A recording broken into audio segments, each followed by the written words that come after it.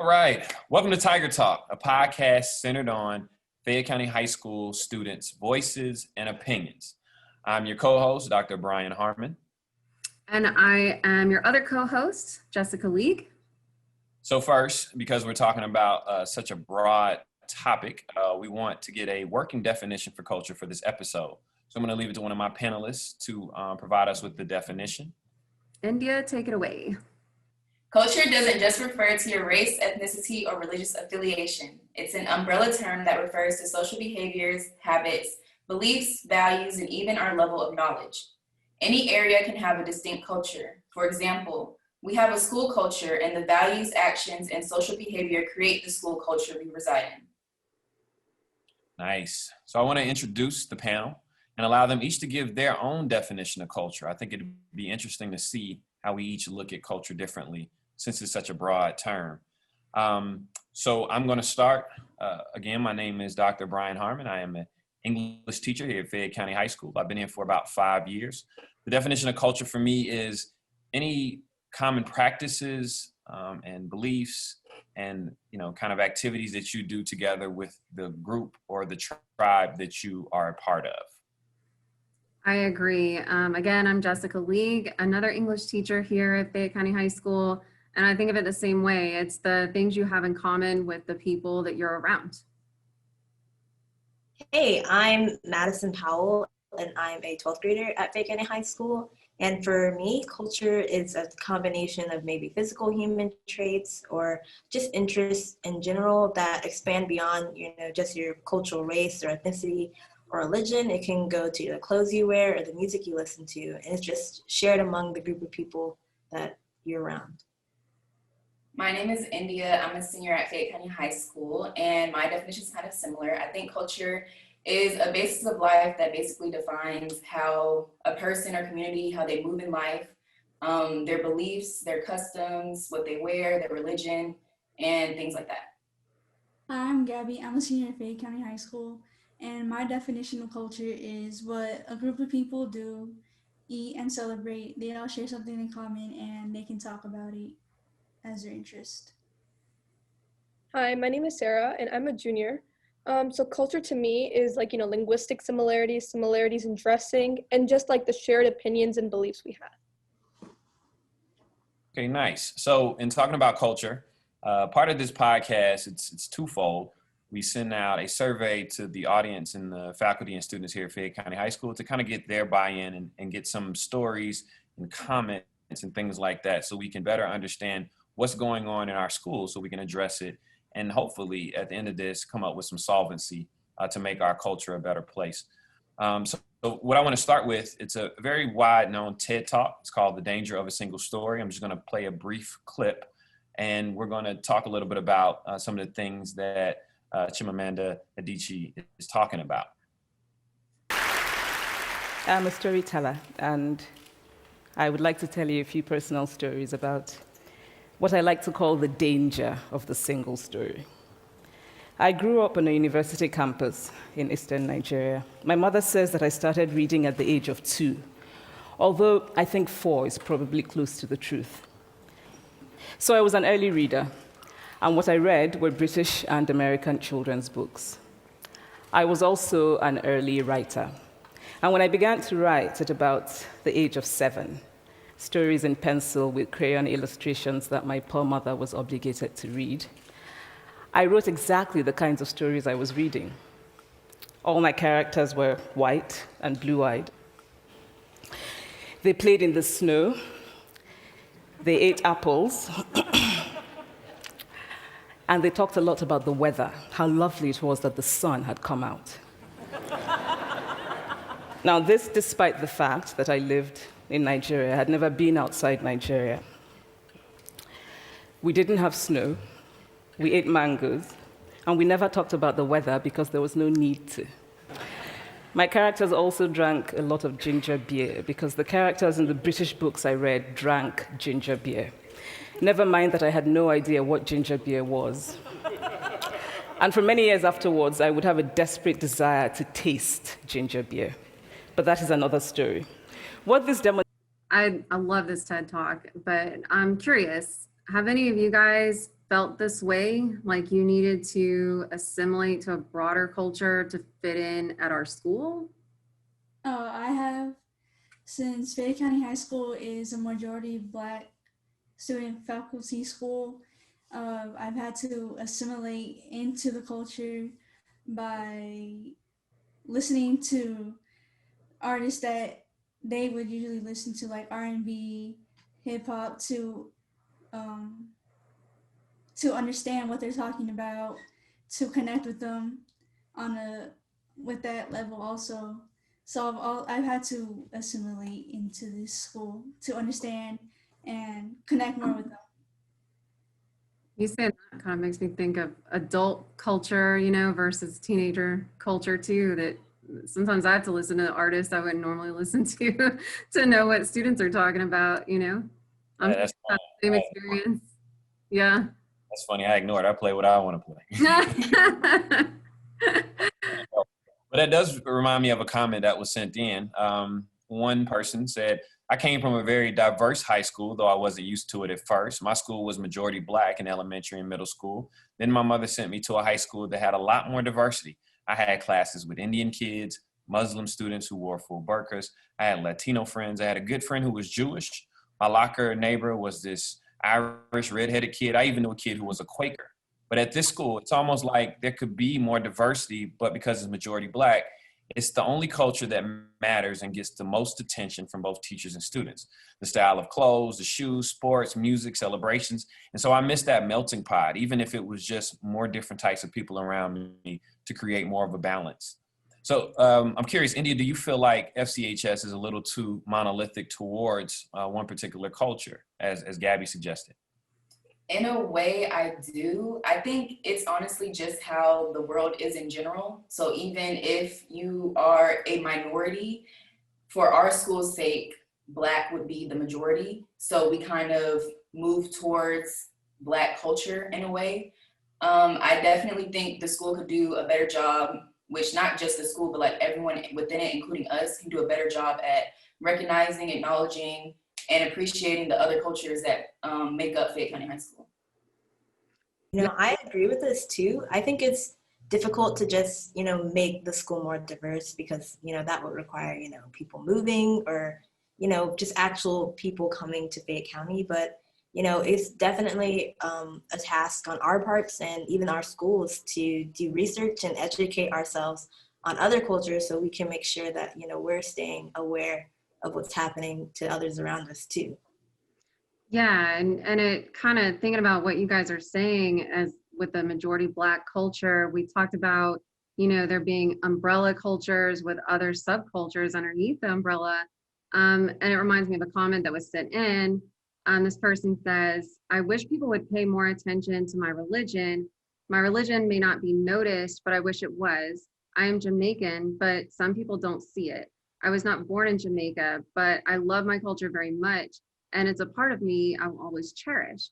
My culture is not celebrated at my school, but it would be fun if they had at least one little event for my culture. Just people talking about my culture would make me feel like it's appreciated.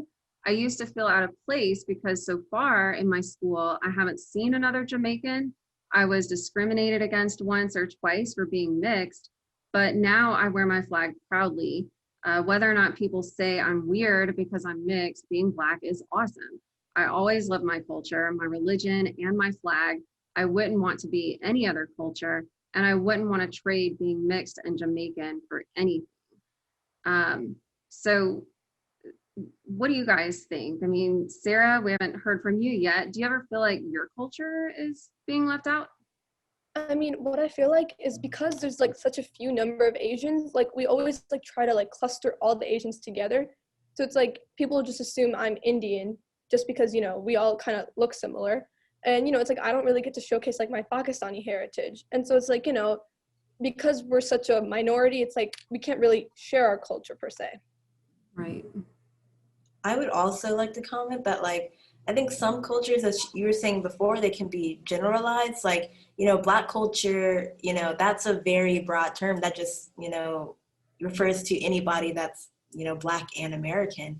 But, there are all different types of Black people, and not all Black people, listen to the same music, wear the same clothes, like the same activities.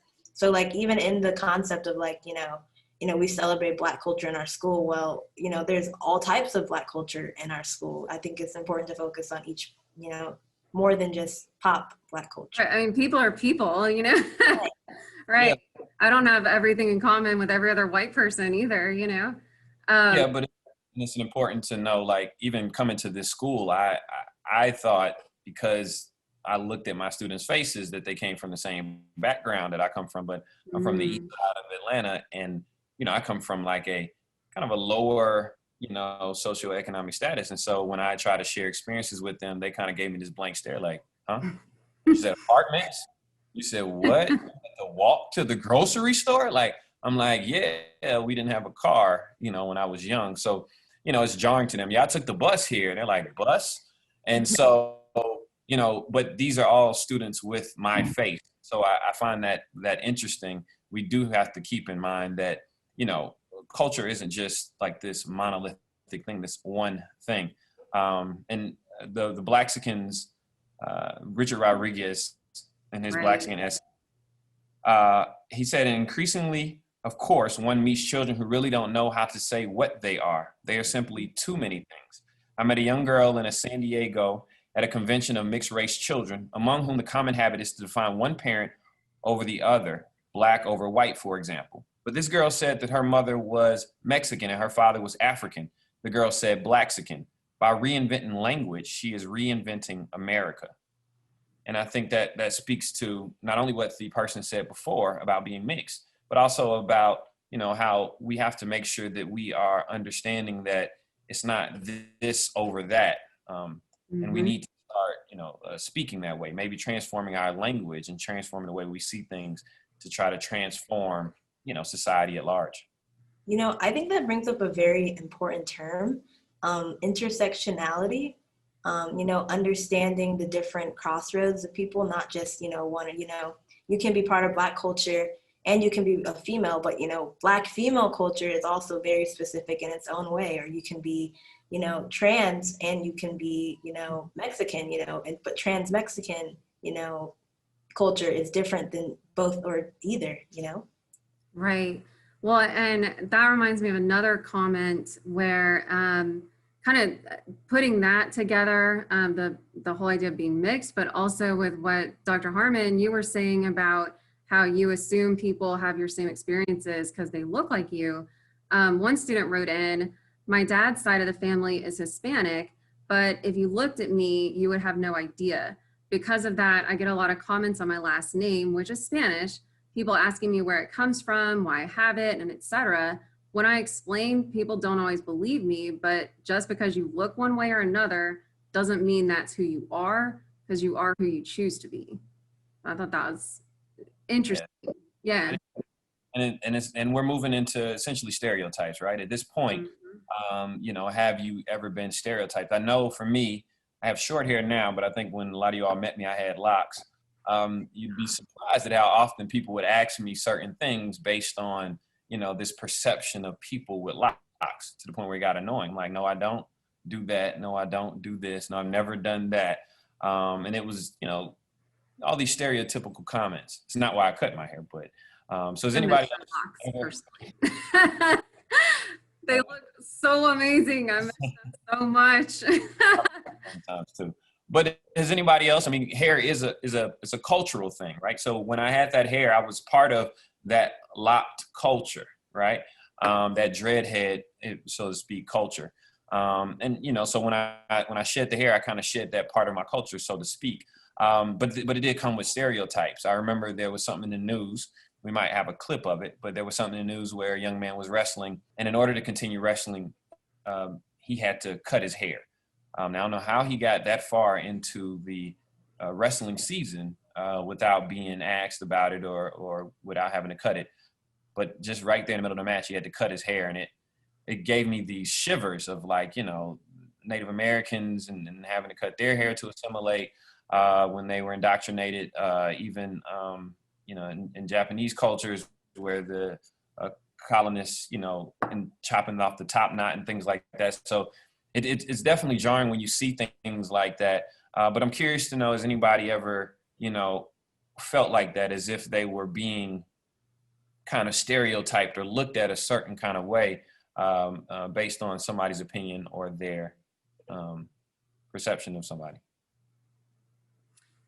Um, Go ahead.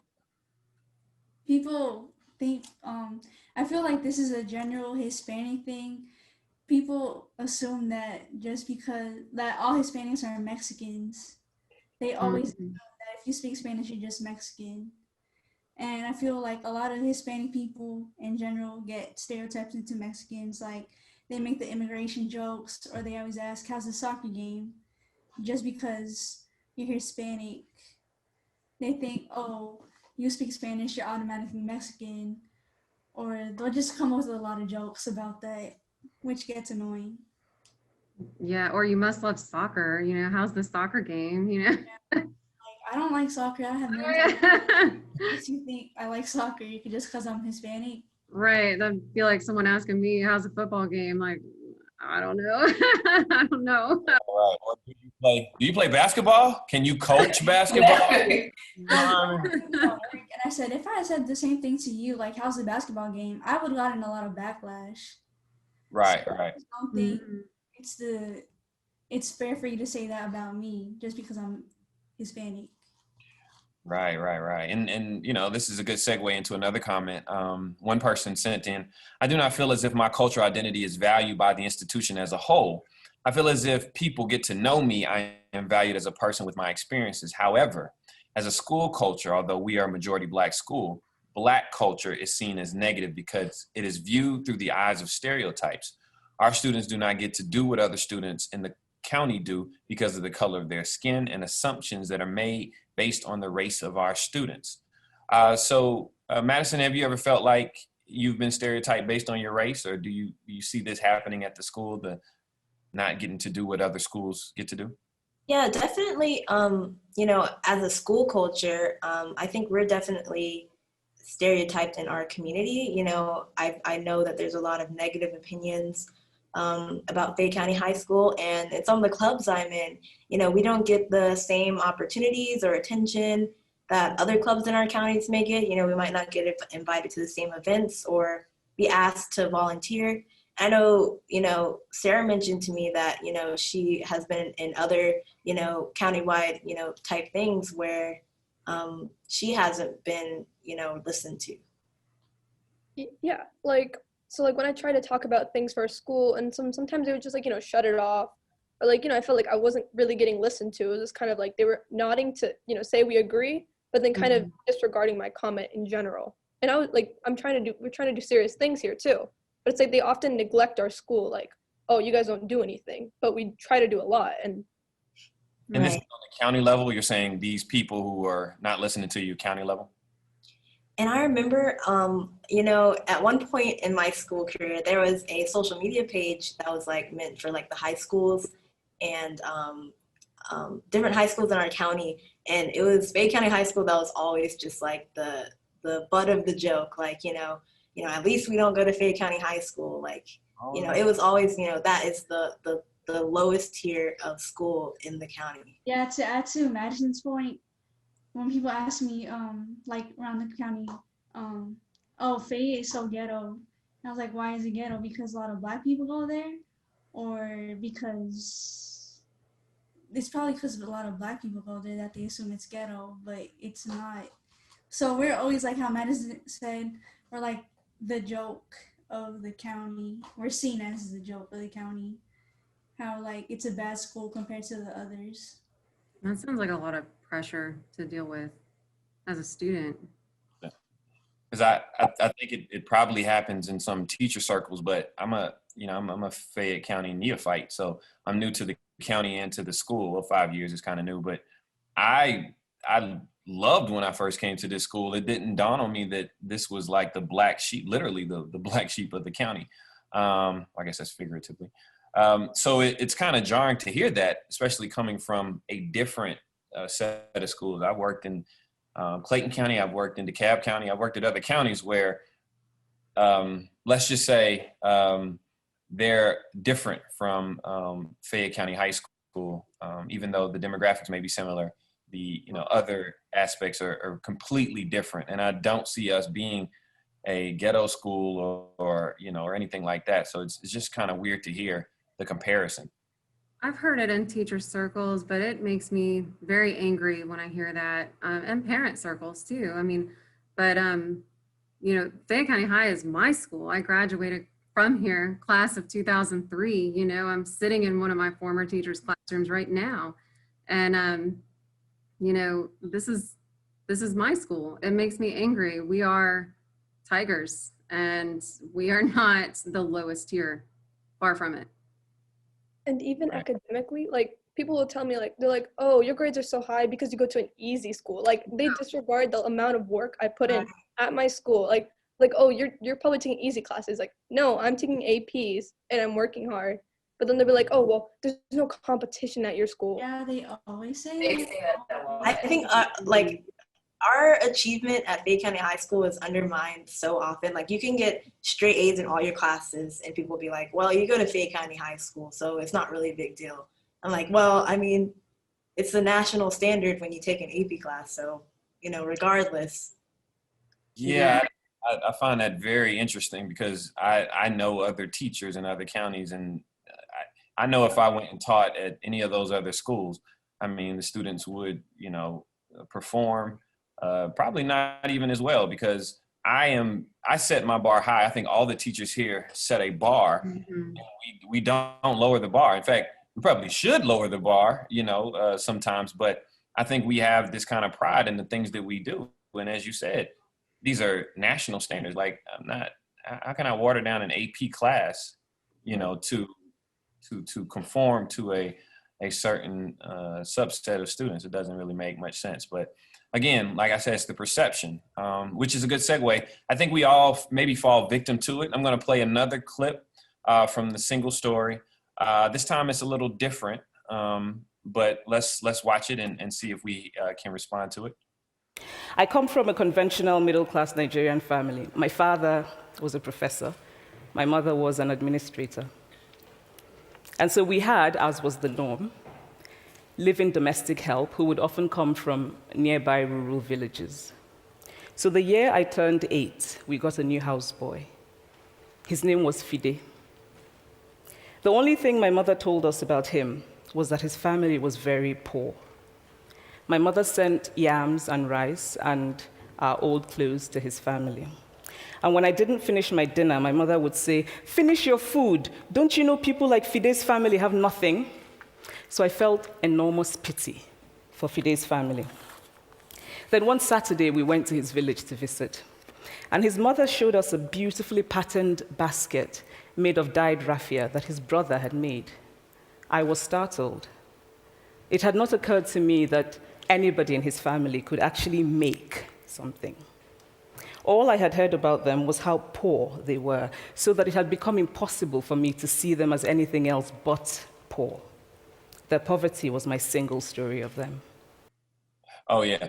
So, India, have you ever found yourself making an assumption of someone based on the perceptions or stereotypes of others? I know we talked about people stereotyping us, but have you ever found yourself doing something like that? I would say my most common act of making assumptions about people that I still do to this day has to be me making assumptions about white people. That's automatically what comes to my head. I don't really make assumptions about other minorities, but like if I see a white person wearing a shirt that has an American flag on it or a Trump hat, I automatically just think negative thoughts like, oh, like, I don't know if I want to mess with that person, or I don't like that. I don't like why he got the American flag on his shirt. And it's like, okay, it's the American flag, we live in America, but things come in my head that aren't positive when I see a white person wearing like a Southern Pride shirt, or if they have the Confederate flag. I think that's my most common one. I'm gonna just stick to that. Yeah. I think it's normal and natural. I mean, we do make assumptions like this. I would be lying. I mean, some of the things you mentioned, I would make assumptions on too, and I am a white person. I think the important thing is that maybe we just recognize that we're doing it, and kind of stop and think like, wait a minute, I don't know this person yet. You know, I might be right, but I might also be wrong. You know, I think that's the whole point of the podcast, right? Is like being aware that we're doing this, that other people are doing this, and trying to mitigate, you know, the negative impact of that. You know, I also want to add to what India said, but not to white people. But I feel like there is a very, very huge stereotype about Asians and about them being so smart and that they should be held to a higher standard. And that's like, that's so, I feel like that's not productive to what we're trying to do. That being stereotyped is a horrible thing, but we still continue to do it no matter what to Asian people. that can undermine someone's achievements too. Like, well, of course Oh, you, you're Asian. You you're should have this high score. never mind the I'll fact just that, do that to this day. yeah, never mind the fact that that person works super hard to make those grades. You know, you just dismiss it all with one comment. I mean, I kind of do that too. Like, I do it to my own community because I'm like, I look at an Asian person, I'll be like, oh, man, you know, we have to, you know, we really like to study or something. Like, I mean, You like, should get straight A. stereotype ourselves. Yeah. I think that's like that goes to like even good stereotypes or so-called good stereotypes can be negative too or impact people negatively. Mm-hmm. This is a really good segue to another comment. A student sent in that he said, during my years in middle school, I was always unfairly judged by my peers. I will always get good grades in classes, and they still will always find something to say about me, like, oh, it's because his parents are strict, or it's because his parents are African. This will not only get me heated, but I always want to say something way worse back, like, well, aren't all Black people African Americans? But I'll just have to keep my cool and carry on. Due to that perspective, I've always had that mentality to work hard and be the best in my classes. So I know, Sarah, you did talk about, you know, that being the same thing too. So has anybody, I know you say you've stereotyped people, but has anybody ever kind of shot it back at you like, oh, well, of course you get all A's. It's because you're, you know. mm-hmm. Yeah, they've done it. I mean, it happens quite a lot. Like, because like people, like if I say, oh yeah, you know, I did pretty good on that test, and like they'll be like, oh, well, of course you did. Like, and they'll just be like, you know, they kind of disregard the effort I put in, and it's more like, oh, you know, you're Asian. Like, you know, your parents probably don't let you, you know, do anything else except study or something. You know, it's. Mm-hmm. Yeah. Yeah. And that's unfortunate. I think too, I know I'm not speaking for all teachers, but I know I can speak for myself. I think, you know, we do have these implicit biases that we have, you know, positive and negative. I know I used to be really guilty of that. And part of it is because of experience. I've had a lot of, you know, Chinese or Japanese or Vietnamese students who have excelled well, but that doesn't mean every student I meet, you know, who's Asian, so to speak, is going to be very good. Similar to say, I've had African students, you know, Nigerian students, and Ghanaian students, things like that. And I've had African students who haven't achieved very well. And I'm like, you know, and it's almost like I'm stereotyping, like, come on now, you know, your father, I know your father isn't allowing you to come home, you know, or I know your mother is getting on you every day. Come on now, you know, and so I don't know what effect that's having. And so I have to be mindful of that, even though it's almost like that benign kind of discrimination, but it's still like a person perceiving you as something based on this kind of broader culture. And, you know, and teachers are guilty of that we are, even if it's coming from a good place. Like I wanted these students to succeed, you know, and have pride in who they are. But I don't know if it resonated that way. Well, I would like to maybe change the direction of the conversation just a bit and share an excerpt from Amy Tan's essay, Mother Tongue. She says, lately, I've been giving more thought to the kind of English my mother speaks. Like others, I have described it to people as broken or fractured English. But I wince when I say that. It's always bothered me that I can think of no way to describe it other than broken, as if it were damaged and needed to be fixed, as if it lacked a certain wholeness and soundness. I've heard other terms used, limited English, for example, but they seem just as bad, as if everything is limited, including people's perceptions of the limited English speaker. I know this for a fact because when I was growing up, my mother's limited English limited my perception of her. I was ashamed of her English. I believed that her English reflected the quality of what she had to say. That is, because she expressed them imperfectly, her thoughts were imperfect. I had plenty of empirical evidence to support me. The fact that people in department stores, at banks, and at restaurants did not take her seriously, did not give her good service, pretended not to understand her, or even acted as if they did not hear her. So Sarah, I know you've mentioned something like this. Would you like to share that with us? I mean, yeah. So it kind of, the author's like, this is dead on. Like even when I was a child, like we'd go into like parent teacher conferences. I'd try to like make my mother be quiet because, you know, her English wasn't perfect. My mother's educated, but it's like, sometimes we forget that people who can't speak English properly can completely understand a different language, and they have thoughts, and like, just because they can't iterate that in English doesn't mean that they don't have those thoughts. And so I remember even as a child, I would kind of like, you know, not take my mom to like, you know, if we had like something at school, and I would kind of just be like, I would be embarrassed by her. But my mother, she's an educated woman. Just because her English isn't perfect doesn't mean that, you know, she's like inferior to someone. And like I've realized this a lot, like these days especially, because like if I go somewhere like to a store with her, I notice sometimes people, you know, they'll kind of like treat her badly and they'll pretend like they don't understand her. And so it's like, you know, I realized I should advocate for her instead of bring her down and stop secluding her. Yeah, that's very unfortunate. Gabby, you were going to say? Yeah, I have also shared the same experiences, but I was lucky enough to have one parent who was fluent in English, which is my mom. So I didn't really have to go through all that per se, but my father, he, like in the essay, he speaks like limited English with a very heavy accent. So I've always been embarrassed about it, but I stopped like once I realized this man can like think in English, but like he can't just say it. So I learned to like appreciate it, and I started helping him with English because I've always been embarrassed about it. Even at my job at the drive-through place, there was this Hispanic customer, and we couldn't really understand him. And my coworkers were just like making jokes out of his accent. I was like, you need to stop because you're basically dumbing them down or condescending them for not speaking fluently.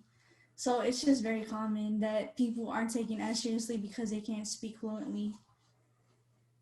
Right. Yeah, that happens a lot, and it's unfortunate. I know for me, and part of it is understanding what's going on, respecting others.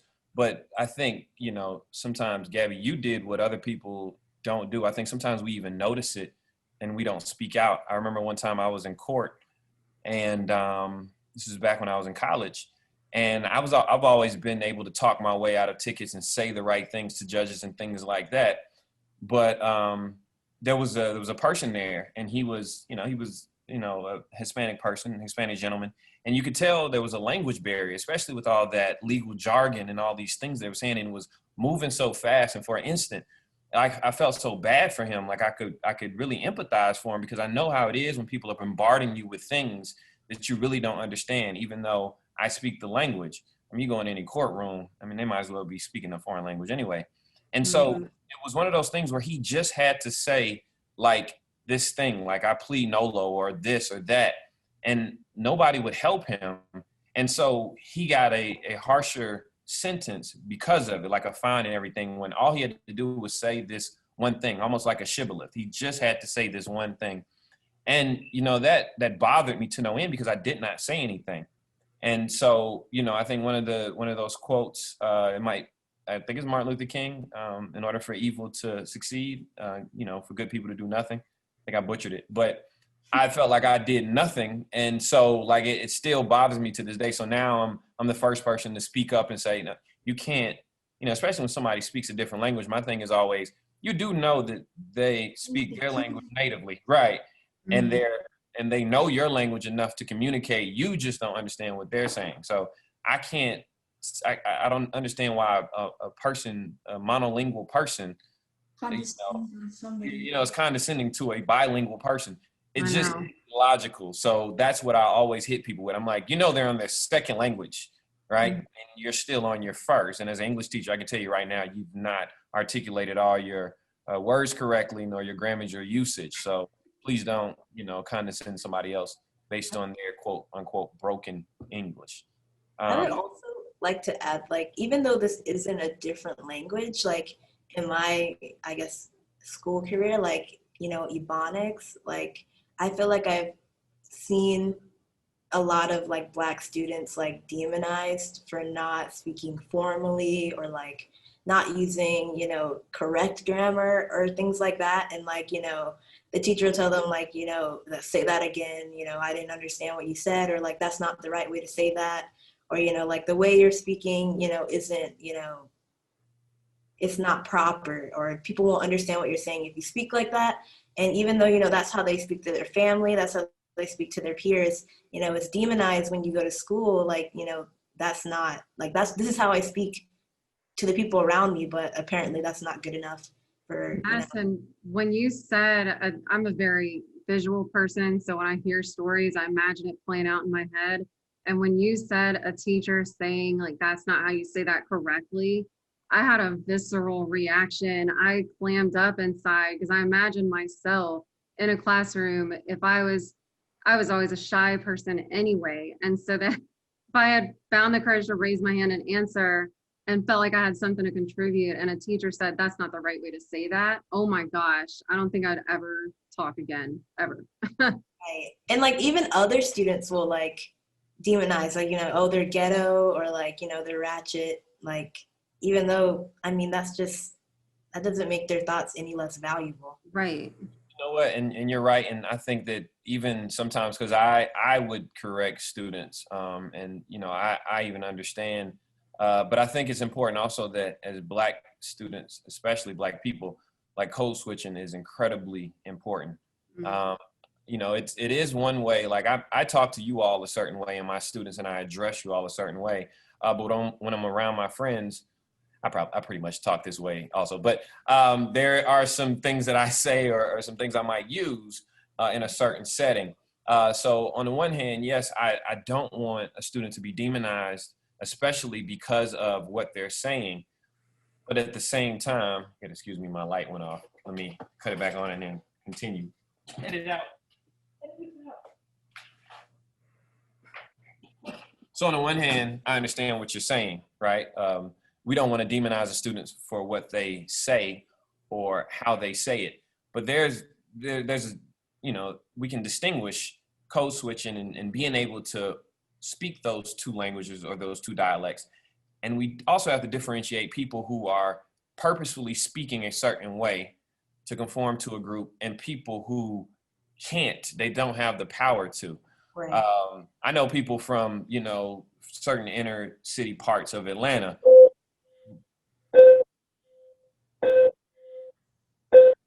I know people from certain inner city parts of Atlanta who physically have to constantly remind themselves that they have to speak a certain kind of way when they're in different companies. I have family members who still to this day, speak in, Ebonics, which I don't really like that term.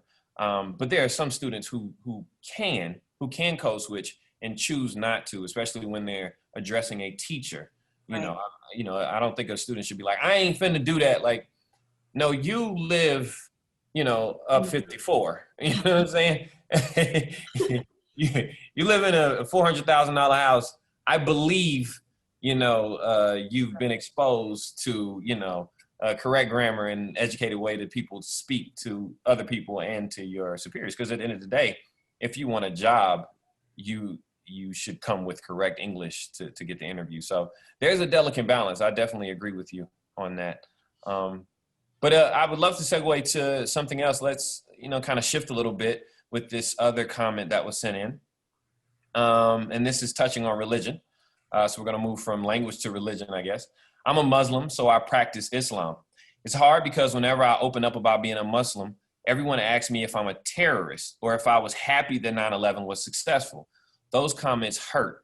And it always is a struggle explaining to people that all Muslim people are not bad Muslims who use the religion as an excuse to do their horrific acts. I just want people to understand that all Muslims aren't bad and that kids and young adults shouldn't be treated so horribly because of a religion. The religion of Islam is so beautiful and wonderful, and I hope that maybe people would take the time out to research it before they make judgments. Yeah, this reminds me of something in Christianity, the fact that not all Muslims are the same.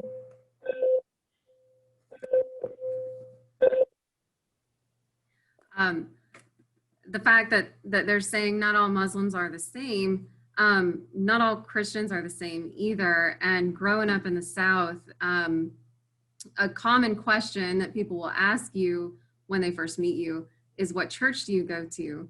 And that question's twofold. One is maybe out of curiosity, what church do you go to? Do you go to my church? Do you go to another church? But the main part of that question is kind of, let me size you up a little bit, because your answer is going to shape the way I view you, because different churches support different values. And so if you go to a liberal church, then that tells me more about you. If you go to a very conservative church, then it tells me more about you, or if you're Catholic or whatever. So that's what that reminded me of. And I think people maybe around here, since Christianity is more commonplace, people think, of Islam as just, oh, it's all the same. You know what I mean? Right. Or you say you don't go to church. Don't say that around here. Right. That's another thing that I'm going to immediately make a judgment based on that answer. Not me, but, in general. That's kind of, So yeah, I just want to shift a little bit. So we did talk about, I guess the last comment hinted on Islamophobia. And I want to, kind of shift and go into another part. I feel like one of the worst things, and I wanted to make a point to bring this up. Last year I was a part of the administrative team.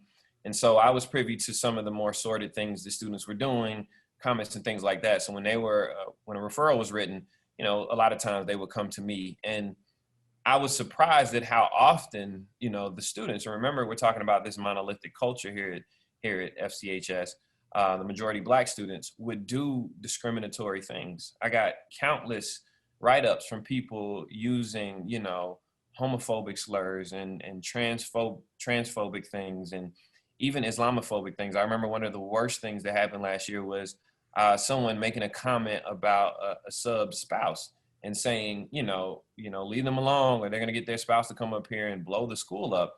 And I was mortified. And this was one of my students, after we had just had a lesson on, I think we was learning about Persepolis. And, here I am thinking that I'm, humanizing other people and exposing them to worldly cultures. And then when it comes down to it, this comes out of their mouth. And so I'm always the first to check, especially, in this majority. I'm always the first to, jump in and try to, kind of curtail anything like that, especially when it's coming from students who look like me. So I'm curious to know, has anybody else, Madison, have you seen this before where Black students have been discriminatory against like other students who are different from them?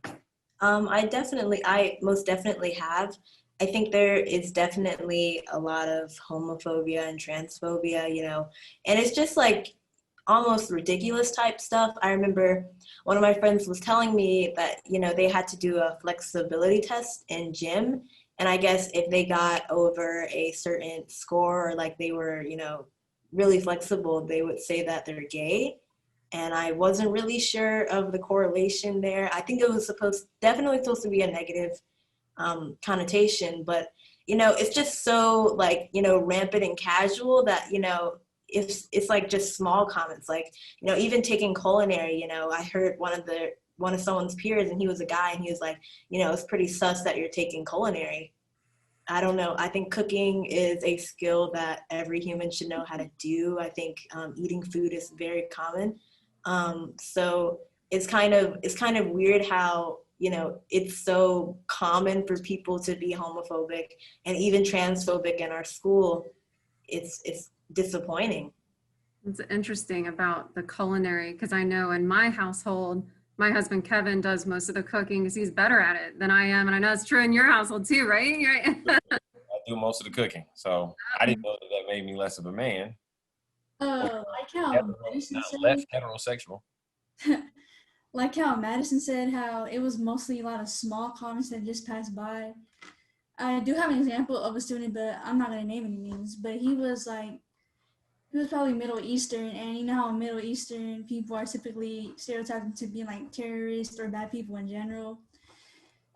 I think it's gotten to the point where like this dude has just gotten like desensitized to that type of stuff, like where to the point he's making jokes about himself to get along with the other students. Like once in a while say, "Oh, so and so, you're gonna blow up an airplane, aren't you?" And it's like, "Yeah, I'm gonna become a pilot to blow up an airplane to just get along and fit in with those students instead of calling them out constantly." And this was just constantly and constantly and constantly that he just kept on making like stereotypical jokes about himself to like tearing himself down.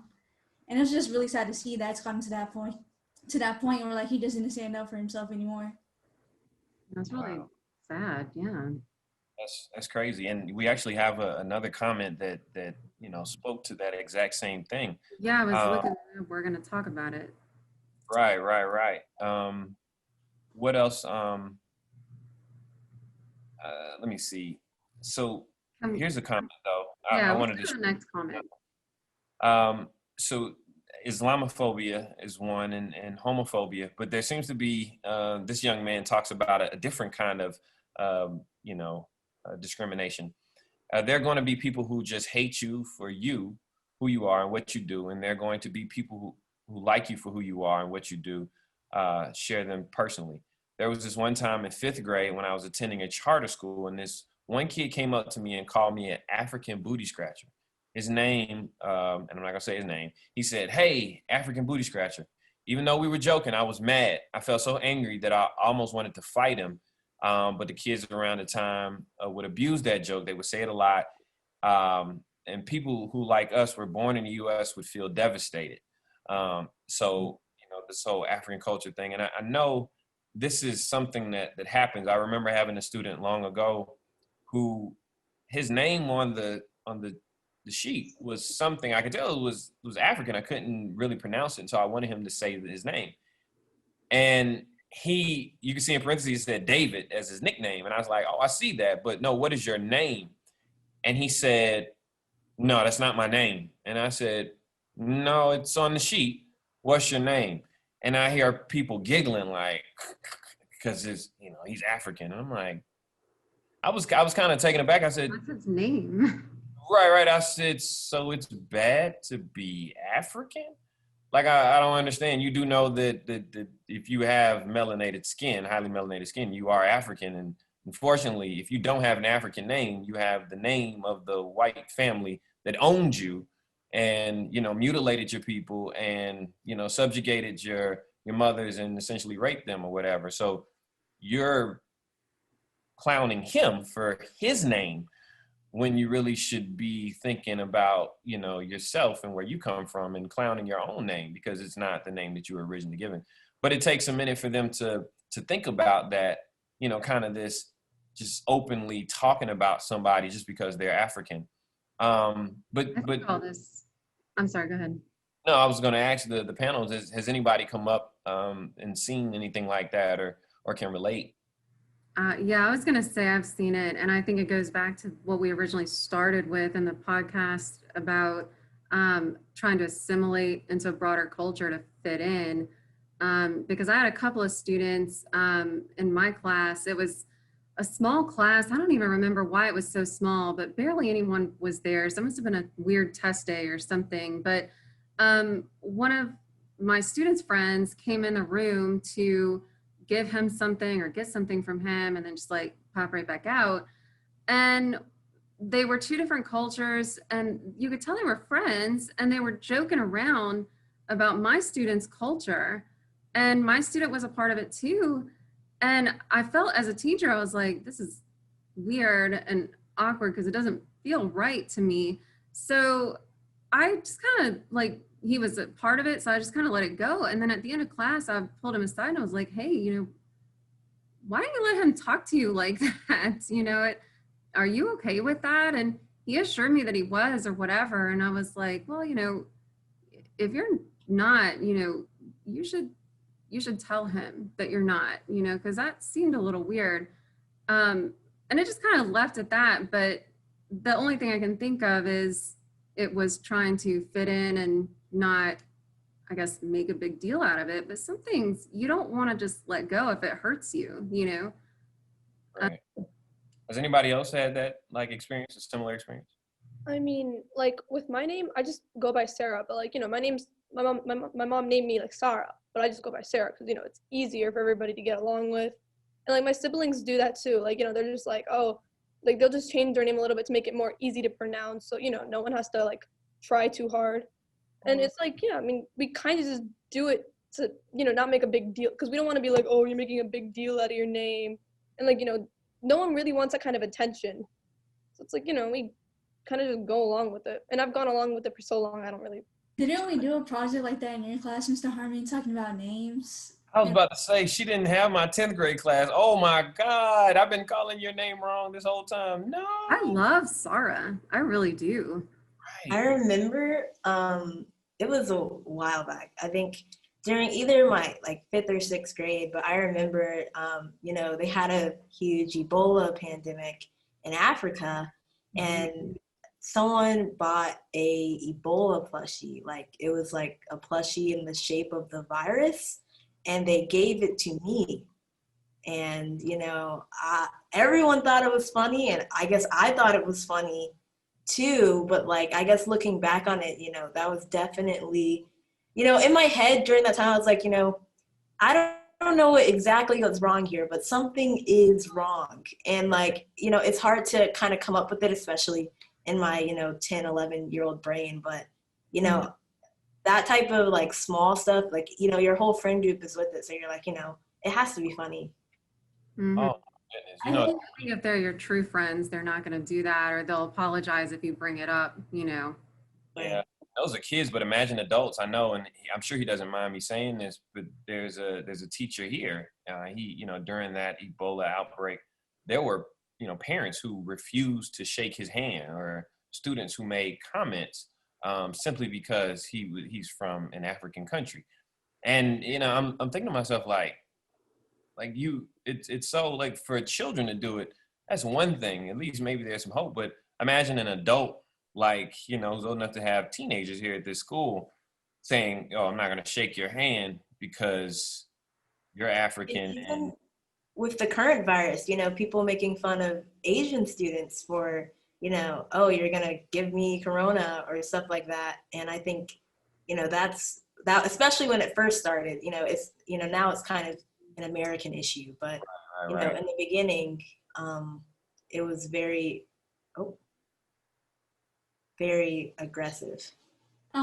Speaking to what Madison said about like the whole Ebola situation, I also played a part of that, and I didn't realize at that point like what I was doing because I was so young and I was just going along with everybody. But I realize now that I was taking part of something super offensive that I shouldn't have been doing, like saying the Ebola jokes and everything. And I just remember in middle school, people would make fun of people who were like super dark skinned, like saying when the lights were turned off, saying, "Oh my God, where did this person go?" I remember that. And I remember just laughing at that. I was like, "Dang, why would I laugh at that? That's horrible." Now looking back, but I feel like back then, we just like didn't think of it as offensive because people just thought it was funny. Or the effect it had on the person. I remember that so distinctly, Gabby, like very vividly.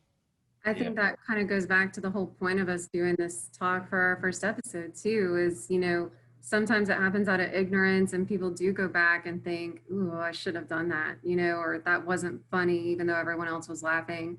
And I think it's good for you to do that and to listen to other people and hear their stories, because, when you start realizing things, you know, that, oh, this is really hurtful. I didn't realize how hurtful it was. You know, that's what starts making things better, you know, in our school in general, in our community in general. I think if we just own up to our mistakes and Mhm. realize what we do, the little small jokes that are offensive, it will make our school a better environment for all of us, not just one person or like one race. We just have to be aware of what we're doing and how this can affect them. Yeah, and be willing to change, even though you may not fully understand why it affects them the way it does. Understand that, well, I don't want to hurt this person, so I'm just not going to do it. I don't really understand it, but I don't want to hurt them. Uh, it kind of, this is a good segue, I think, into the next comment that I want to read. This person said, I was at the mall, a huge mall, 4 stories, lots of people walking around like ants. My mother and I were walking, and someone said, why don't you wear American clothes? You're in America now, dress like it. I don't know if my mom heard it, but the person didn't yell when he said it. It really makes me not want to wear my cultural clothes anymore, even though I really enjoy wearing them. Does anyone have anything to add to this particular story?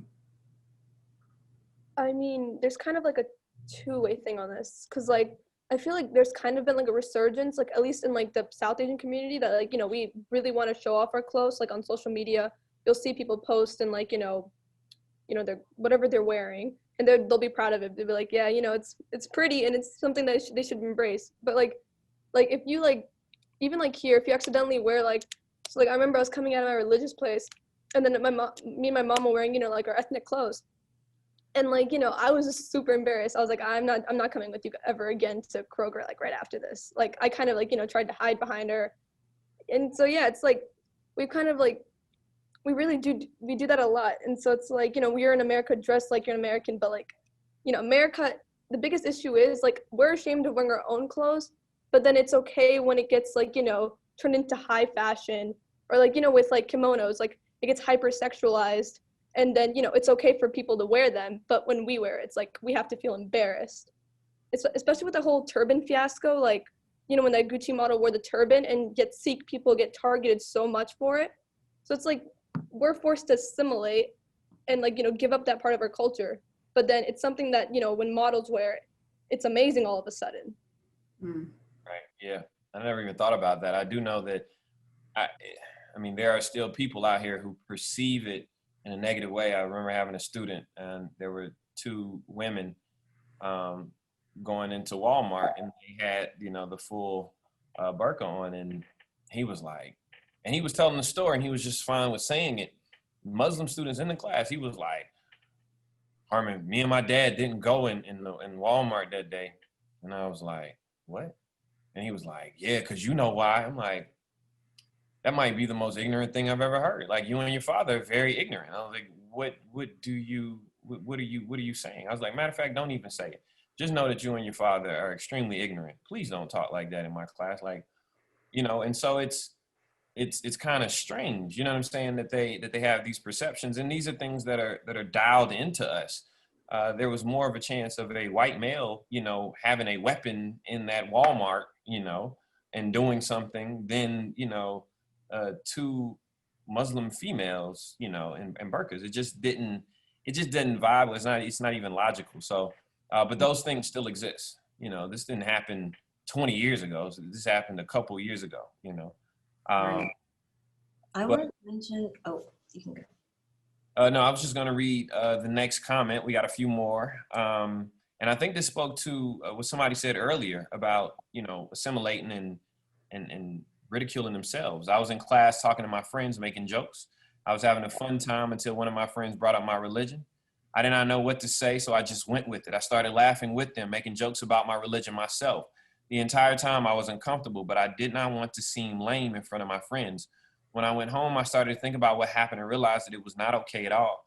I should not have let someone make fun of my religion, let alone make fun of it myself. I am proud of who I am and what religion I follow. A group of people's decision does not relate to me and everyone else who follows my religion. I should not have to make jokes about something that is very important to me just to make a few people laugh. I went to school the next day and my friends started to make jokes about my religion again. I told them that I was not comfortable with that, what they were saying about my religion, and that they should stop. They were telling me I was being sensitive and that I should learn to take a joke. I was getting frustrated with them, so I decided not to speak to them. Later, they came up and apologized to me. I forgave them because in my religion, we are taught to forgive others. After that, my friends never made fun of my religion in front of me. I am happy to be a Muslim. And I just love that because it kind of like culminates everything that we've been saying. Like whether you're making fun of your own, culture just to fit into this monolithic culture, whether you're going along with it, even speaking up, having the courage to speak up and say, hey, I'm not comfortable with that. And then even his friends realizing that and apologizing. I think sometimes, and I'm not trying to defend anybody, but it's a lot of ignorance that goes into when these things happen.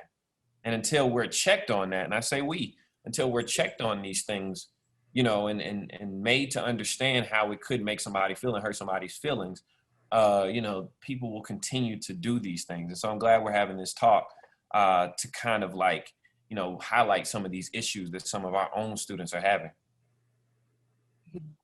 I've had a similar situation like that. I had a friend who they would say the N-word around me and they weren't Black, and it made me uncomfortable. And I was like, it was actually for a long time I went along with it. And then eventually I was like, I confronted all of my friends actually. And I said, this person doesn't really make me comfortable. And I told them too, I think that's weird. I think it's disrespectful. And I don't think you should be saying that. And even though my outcome was not as fortunate as the person in the story, but, it's important to definitely tell people what you're feeling, even though some of my friends weren't as receptive, they were like, it's just a joke. It's not a big deal. It's just a word, if it hurts your feelings, you're thinking about it too much. But sometimes you have to move on, it's important to, some causes are a lost cause. You can tell people, and that's the most you can do. Yeah. Right. And I'm glad you realized that, that N-word, that might be we might have to make that an episode in and of itself, because that is a very, very touchy subject. But I'm glad you did say something. Lee, you want to? Yeah, let's look at this next one. It says, my parents are Pakistani and Bengali, and we are Muslim. I love our culture so much. And coming from two different backgrounds is such an amazing experience because I can really see and value the differences and similarities of the two. Here in the US, let alone FCHS, I've never really seen any appreciation for our culture. Most people choose to be ignorant and see Pakistan and Bangladesh as just a place in India, where in reality, it's much more than that. They don't see the different languages, foods, lifestyles, and even religions that make each country in South Asia unique to themselves. Islam also plays a big part in our culture, but I've actually never heard a teacher mention Islam other than in 8th and 10th grade, unless the topic was 9/11, of course. Ever since elementary school, we've celebrated Christmas so much to a point where I thought not being Christian made me weird. It wouldn't even have to be a big deal. Just a little mention in the morning announcements that Eid was coming would have made us feel appreciated or welcome. I don't think we've ever celebrated Asian American and Pacific Islander Heritage Month. I love how our school emphasizes the beauty of Black culture and acknowledges the struggles Black Americans face because it is such an important topic to discuss. It would just be nice if we took some time to celebrate the beauty of Asia and its extremely diverse land, people, and culture. Oh, I love that comment. Oh my goodness. I love that comment. Mm-hmm. Does anybody, and this is the part I think where we can start talking about solvency. I would love to hear some ideas from the panel and how we can, make this person's kind of wish come true. Like really talk about some things, some ways of implementing and highlighting other people's cultures that we just simply overlook. So yeah, I can start. I think we can all kind of attest to when we were in elementary school, regardless of which elementary school we went to, that we had an international day where we would celebrate other cultures. And so basically it kind of happened or in my school when I was in Rockdale County, each teacher would have a different country. They'd either choose a country, or if they were from that country, then they would represent where they were from. Basically, that day we would celebrate that country, learn about it. We would have food that was from that country, and then we would have like a parade at the end of the day where we would either like wear t-shirts or have a banner or just like wave around the country's flags. And I think, of course, in high school, it doesn't have to be exactly like that, since now most of us know our culture a lot better than we did in elementary school. So I think high school could definitely move into an area, or Fayette County High School in particular could move and create a space or a time when we could all celebrate our own cultures. So instead of having everyone assigned to a culture, you represent your culture, you meet people that align with your culture, and you celebrate yourselves, where you've come from, who you are as a person and as a community together. And we start to realize who else within the school aligns within our culture. We meet new people and we're saying, okay, I'm from Fayette County High School, this is who we are. I'm from Fayette County High School, this is who we are. And we see what makes up Fayette County High School and how much of a diverse school we are, because there are so many cultures, there are so many ethnicities within this school. It definitely deserves to be represented during some time.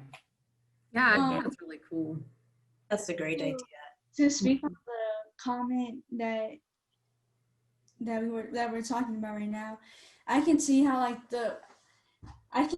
Fayette County primarily focuses their focus on Black culture, because my elementary school in East LA, there were just like a bunch of Hispanics. So when we did our Hispanic Heritage Month, we just went all out because we were the majority. So I can understand why Fayette County High School does that.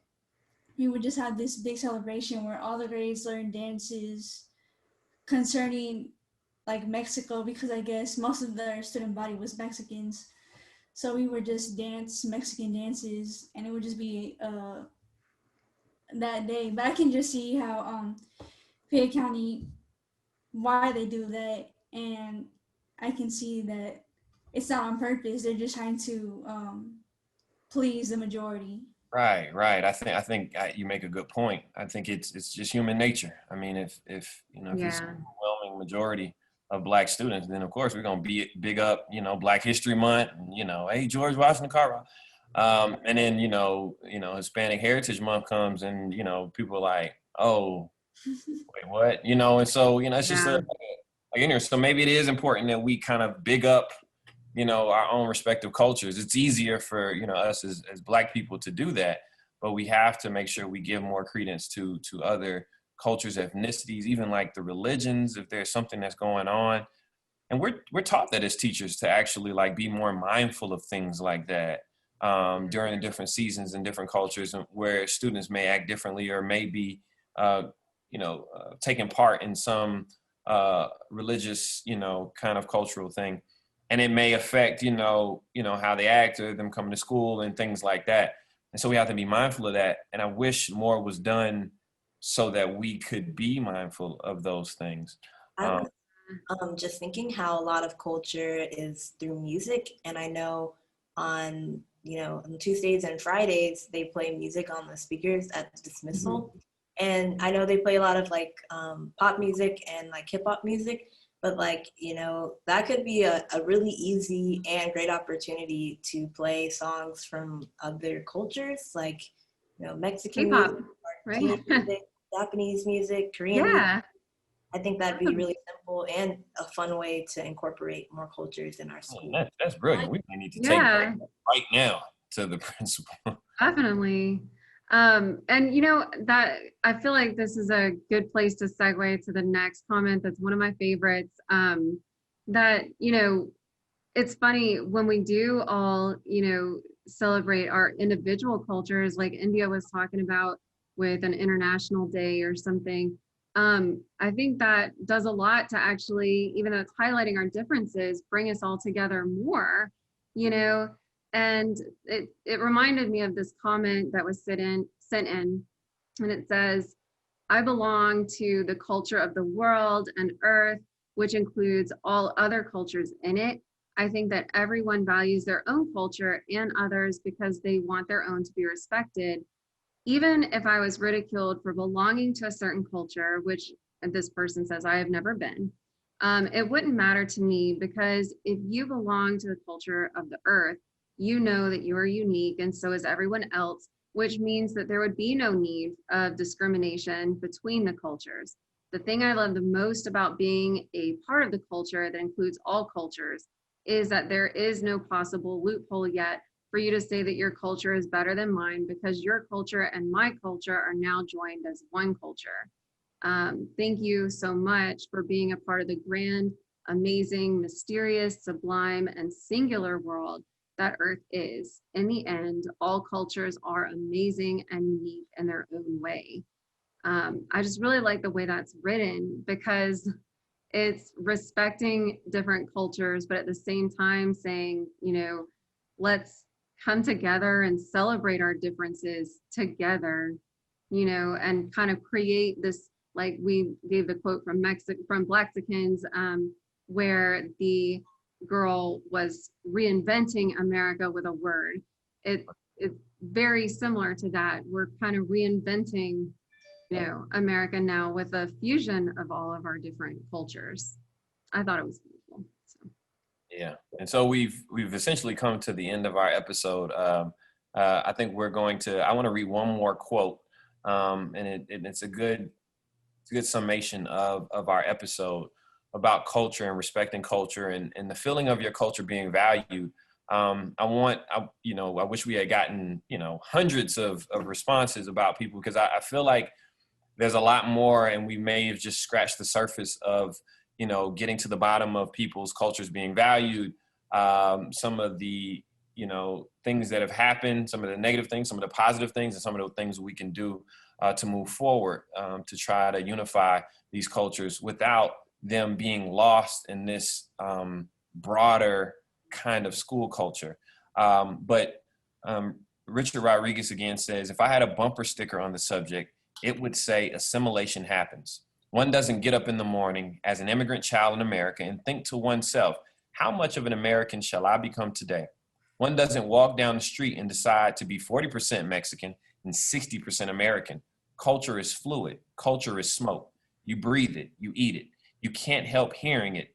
Elvis Presley goes in your ear, and you cannot get Elvis Presley out of your mind. And I love that. Culture is smoke. I think we often are bombarded with all these images and all these different types of cultures and types of people. But I think we need to be more mindful about, the respect aspect of it and understanding somebody else's culture. Because whether we realize it or not, we are breathing it in. It is a fluid thing. So I guess we want to end the first episode. It'd be good if we could have like a kind of like an ending moniker. And so I want everybody to say what they got, all my panel members to just tell me one thing as we're signing off, one takeaway from the episode, one thing that they learned, or one thing that they're gonna do going forward as we end our first episode. Yay! One of the things I definitely want to do, that a lot of these stories made me think about and realize, is I want to do my own research on, what holidays are coming up that different religions celebrate, and what does that mean for students in my classroom and, for the people that I'm around. I'd like to know more about that. And so I think I'm going to start researching that. I think for me, I would want to be like more proactive in learning about my peers and other people in the school, and like not just meeting them because they're a different culture than me, but just being, just interested in all people, being more proactive and listening to what people have to say. Mm-hmm. One of my solution, or like my part in this situation, is starting a Hispanic club. Well, it's anybody can join it, but it's going to be catered to Hispanics. So if you're Hispanic watching this, be on the lookout for that club. So yeah, I plan to like get us more involved into our community instead of just being in the background. Well, I'm gonna try to like curb some of my own biases and stop like, stereotyping other people and trying to realize where these biases come from and, try to acknowledge how I can stop having those, ideas or those perspectives. Yeah, mine is similar to Madison and Sarah's, just trying to like understand other people's cultures, have a better appreciation for them, and then just trying to limit my biases on other people. That's probably something that I'm gonna work on. And as a teacher, I feel like, pretty much piggybacking on you all, I think it's my job to be ready with the information because I am, standing in front of students and I am modeling. So when things do come up, I need to try to make sure that these are teachable moments instead of something that I just blatantly reprimand a student for doing. I need to be able to speak to the truth of people's different cultures and what they bring to society and things like that. And so educating myself is important, but also making sure that students understand that when they make those type of comments and they are discriminatory in that way, that I can kind of shift it and use it as a teaching tool to teach them about other people's cultures and how they are like intricate in this fabric of our society. And so I've had a great time, you all. I think this went very well. What do you think, Lee? You think it? Absolutely. And I want to thank everybody who submitted a story for us to share. And these were amazing. And I hope that people will continue to share. Our next episode is going to be on body positivity. That's right, body positivity. So look out for a survey coming up. We want to talk about body positivity. And if you didn't know what that was, it's accepting all body types, right? Not stigmatizing people for their body type and accepting your own. Yes. Be comfortable in the skin that you're in. So we look forward to your comments and maybe we'll read them on our next episode or play them and send in a recording as well. We'd be great to hear from you. So follow us on our Twitter page at FCHS Tiger Talks. Stay on top of all of our upcoming episodes and contribute your stories. All right. And hopefully you can find us on Apple Podcasts or wherever you get your podcasts. I say a lot of All right, folks. See you later. Thanks, guys.